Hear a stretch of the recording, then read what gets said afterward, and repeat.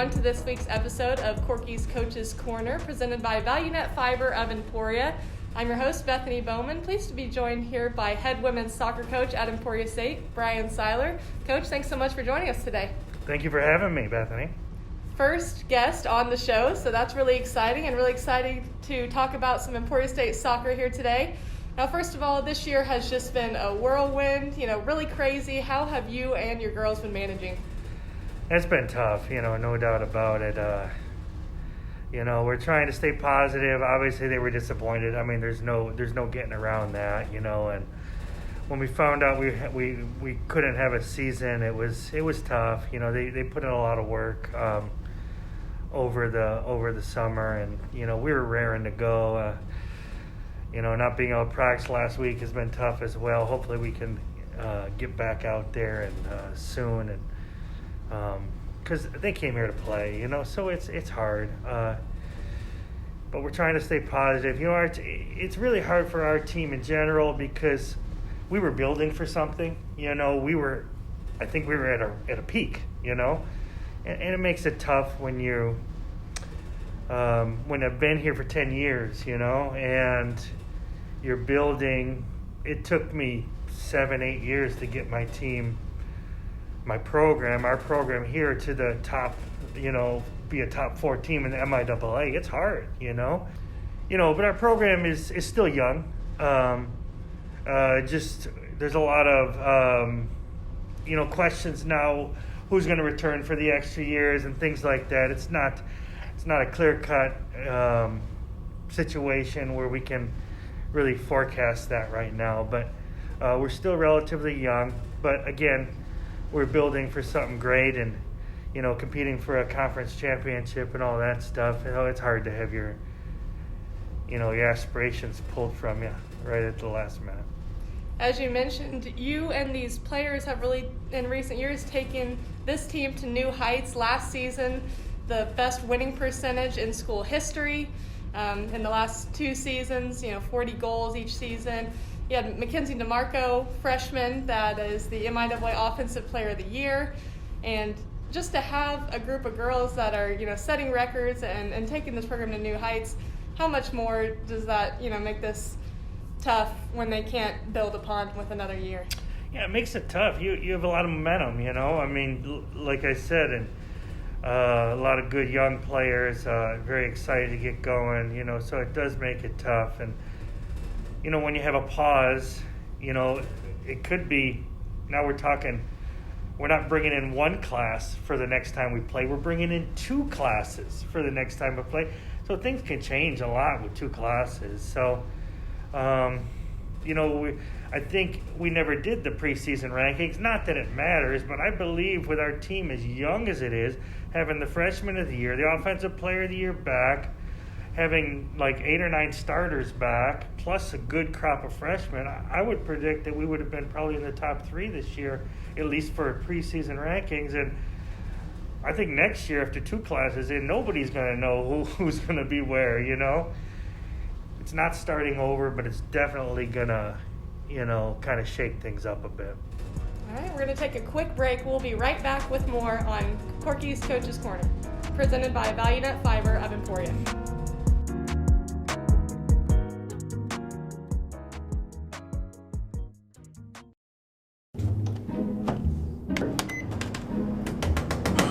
Copier's not working.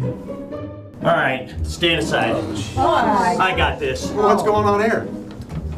Oh, it was his idea. Family owned since 1963, CPI is committed to outstanding service before you buy and after. We're in the business of establishing and maintaining relationships so your equipment runs efficiently for years to come. Are you a wizard? Answer me.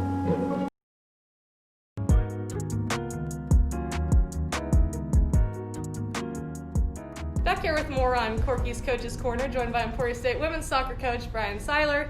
Coach, we're going to move on to our next segment, powered by CPI Technologies, and that is, why Emporia State? Why should players want to come here, continue their education and their soccer career?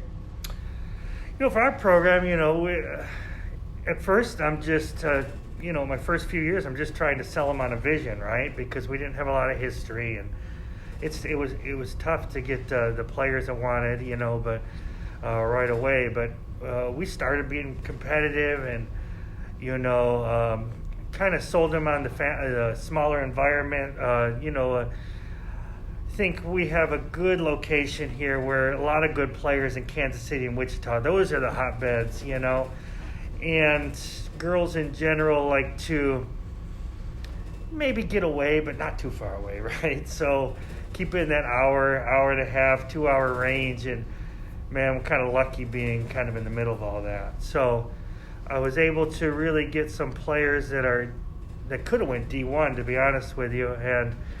And slowly I'm getting more and more and more of those players, especially now that we've had success. I can be a little more picky in our recruiting, and I'm getting more people that are actually coming to me rather than me trying to always go to them. So it definitely helps. But being a smaller environment, great location, a good location for these girls. A lot of education or nursing majors. You know, I've had Mackenzie DeMarco, an education major. K-State was after her, right? So kind of was a good fit. So academically, I think it's kind of helped having the choices that can make these girls successful later in life, and doing what they want to do has been an advantage for us. But I would say overall, in our roster size, you know, you can look at D2 across the board. Most rosters are 25 to 35. I would say a lot of these programs have almost 30 players on their roster.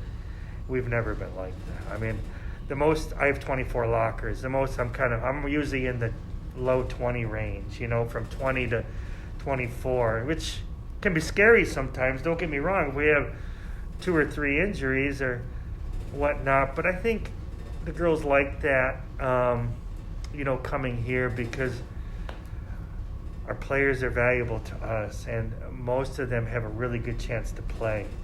And nobody wants to waste their years of eligibility, you know, not playing. At least I wouldn't think they do. But so I would say those things are really a plus for us. And now having the success we've had, that's definitely an added bonus. It's easy to look at this team and see on the field and off the field the good bond that they have, the relationships that they build. Talk about the culture a little bit of this team.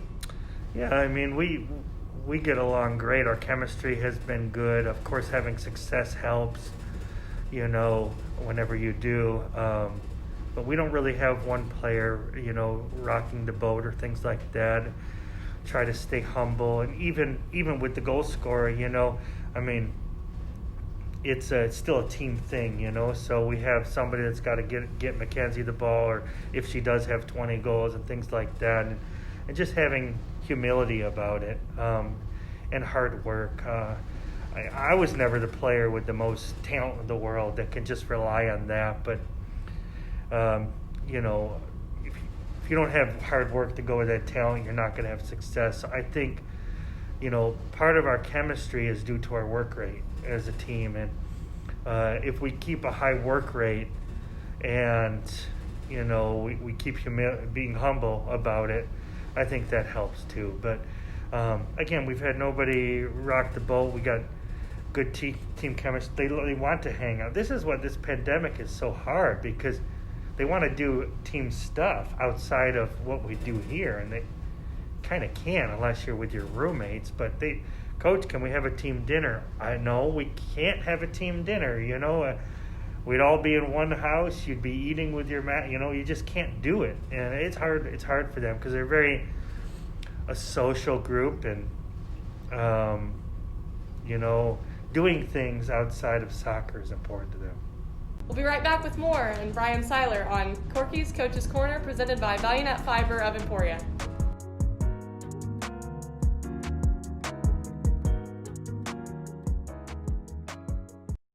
ESB Financial proudly brings you Kasasa. What's Kasasa? It's a catchy word for earning cash that just might make you want to dance.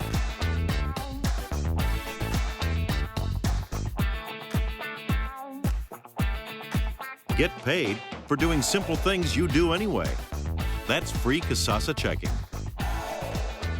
Ask for free Kasasa checking at ESB Financial.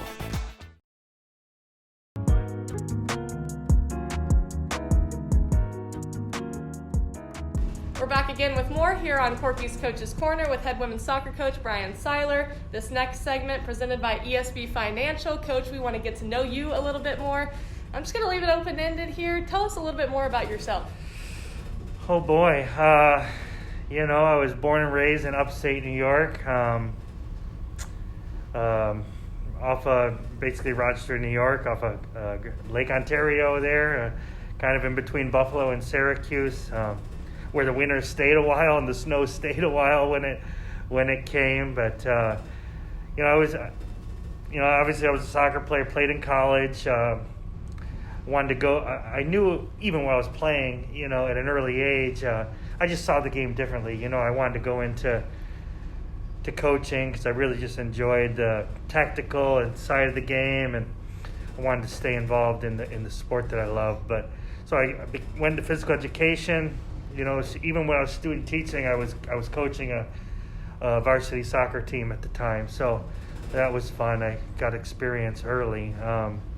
But I was done with school and I graduated, and you know, it was in the late 90s, and the Broncos were in the Super Bowl against the Packers, I think in 1998, and I get a lot of crap around here about that, but you know, I was always a big Bronco fan growing up in Bills country. But I moved out to Colorado. I didn't move, I just went to Colorado, like literally packed my car up like a college kid, just graduated, right? And the Broncos were in the Super Bowl, so I had friends in Colorado, so we wanted to go out there.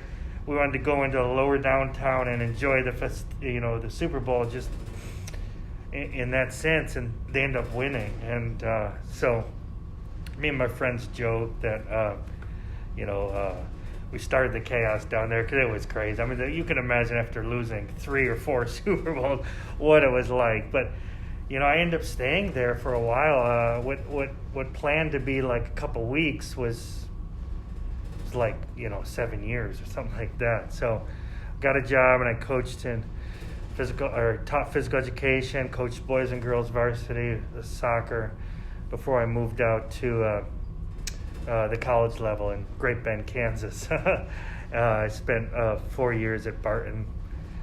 We did well there, so here I am after that. But you know, that's as far as my coaching path, and you know, but I really love it here, and it's a great level. You know, I like the gameplay. I coach my son too, and he's you know, U12 in Wichita, so I coach club teams in Wichita, and it's so different coaching, you know, kids that are in developmental stages rather than kids that are in a high level game, you know. But I do enjoy it, and it's kind of my path from there. But outside of soccer, you know, I enjoy play a lot of golf, you know, over at the country club or whatever. You know, one thing this pandemic has done is allowed me a little bit more time to play more golf, and I wish playing more means I got better, but unfortunately it doesn't always work that way. Sometimes I play better after a break. But I enjoy that. But play cornhole. I really enjoy that too. I told my wife I want to try out to be a pro at that sometime, but she just laughs at me and says, "Sure, whatever," you know. But you know, just enjoy those things. And my kids are young. There's helping them with homeschooling and things like that. It's just quite a time to be a parent of school-aged kids, you know, and helping them succeed. Because, you know, one thing I'm not is an elementary teacher. I can tell you that right now. So it's quite a challenge. But I do enjoy sporting activities outside of this one with my kids. My daughter in dance, my son in soccer. I coach him, and enjoying anything leisure time we can do as a family and whatnot. I kind of enjoy. But the Bronco thing, I do get a lot of grief here. It was much better for my Broncos Manning era 6 years ago. Then I was happy living in Chiefs country because I could fly my flag, and they weren't very good. But it's kind of flip flop now, so I'm not really happy with that flip flop. But Yeah, I can deal with it. I'm glad you brought that up, got that out of the way, because I was going to give you some more trouble about it. Now, did you enjoy that Chiefs win that we just had recently? Yeah, I expected it. Against the Texans, they're kind of going downhill fast, get rid of their great players and whatnot. And the Chiefs are loaded. They're going to be tough to stop. So maybe it's the next dynasty happening here before our eyes. Who knows? But the Broncos won 2 in a row, so we'll see. See if they can do it. What position did you play in college? I was. It was funny because you wouldn't even recognize this position. It was called a stopper, right? And what it was back in the day was it was still 4 across the back, but instead of being a flat back 4, with a right and left center defender, we were more front to back. You see, so I was the stopper, like the one in front. Center back, basically a center back, but more in a role of a ball winner and things like that. I was the one who always got my head on the ball, who loved making tackles, and the physical part of the game, and that was me. So that was primarily my position in all throughout college or somewhere along the back line. Where in Emporia is your favorite place to eat? Casa Ramos, without a doubt. I love their food. I'm friends with Carlos. His son plays with my son. It's a great, great place. And authentic Mexican food. I love it. And nothing wrong with a cold Modelo to go with it. It's really good. It's really good. So really enjoy that place. And I'd go there, twice a week if I could. What's your most recent Netflix obsession? Boy, I don't watch Netflix that much. I actually taped the cornhole championships and watch them. It's pretty sad because I had some in-laws in town and they couldn't believe how I enjoyed watching that, and I don't know, I just do. I enjoy seeing that strategy and stuff like that, but I'm actually not a big Netflix guy for movies and whatnot. It's whatever my kids want to watch. That's what gets on there. I just kind of deal with whatever it is, no matter what. I think the last one was, oh boy, I did some Disney movie that just come out, so that's usually what it is. All right, Coach, thank you so much for your time here today. Great to get to know you a little bit more as a coach and talk about, why players should come play for you here at Emporia State, how everything's been this year. We want to thank our sponsors, ESB Financial, Valu-Net Fiber of Emporia, and CPI Technologies for their sponsorship of this Corky's Coach's Corner, and we'll be back next week with another episode.